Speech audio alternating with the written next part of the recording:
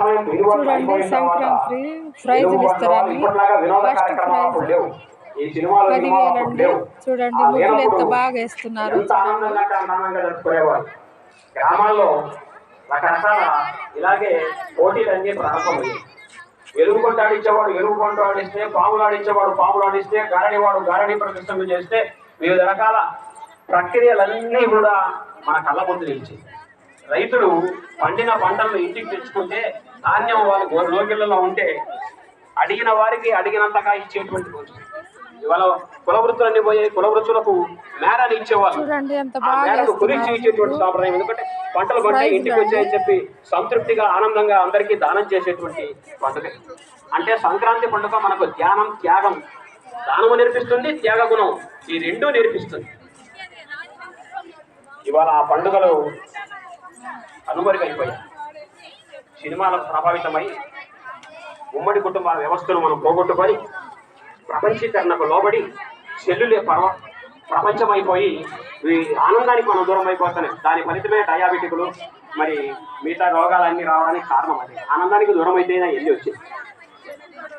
దీన్ని దృష్టిలో పెట్టుకొని ఒకసారి మనకు పూర్వ వైభవాన్ని, ఆ వైభోగాన్ని గుర్తుకు తేవాలనే ఉద్దేశంతో ఈ సంక్రాంతి కార్యక్రమాలు నిర్వహించాలనే ఉద్దేశంతో మా శిష్యురాలు ఆదిలక్ష్మి ఈ కార్యక్రమానికి చాలా గొప్ప విషయం. అది చాలా ఉదాత్తమైనటువంటి ఉన్నతమైనటువంటి ఆలోచన. ఆనిముత్యాలకు తప్ప అందరికీ సాధ్యం కాదు. చెప్పాలంటే నిజంగా ఒక ఆనిముత్యమే. ఆ అమ్మాయి ఇచ్చినటువంటి ప్రోత్సాహం చాలా గొప్పది. అలాగే ఎర్రారెడ్డి గిద్దలూరు కీర్తి పతాకాలు భుజాన వేసుకొని మోస్తున్నాడు. ఒక్క కార్యక్రమంతో ఈ చుట్టుపక్కల అన్ని ప్రాంతాలకు గిద్దలూరు దేవాలయాల కమిటీ ఎలాంటి తెలిపింది. అది మీరు కొన్ని నెలలో చూశారు. రుద్రాభిషేకం. మీకు కనిపించేది ఏమిటంటే ఎదురుగా శ్రమశక్తి తెలియదు. ఒక కార్యక్రమాన్ని నిర్వహించాలంటే దాని వెనక ఎంతో శ్రమ చేయాల్సి. 2 సంవత్సరాల నుంచి పోరాటం. అది రుద్రాభిషేక కార్యక్రమం మీరు కళ్ళలో చూశారు. ఏదో 3 గంటలు చూస్తే అయిపోయింది. కానీ ఒక రోజు కాదండి, 2 సంవత్సరాల నుంచి చేసినటువంటి ప్రయత్నం అది. ఆ అబ్బాయి 2 సంవత్సరాల నుంచి ప్రయత్నం చేసి నా ద్వారా చాలా ప్రయత్నం చేశాడు. నాకు కూడా సాధ్యం కాలేదు.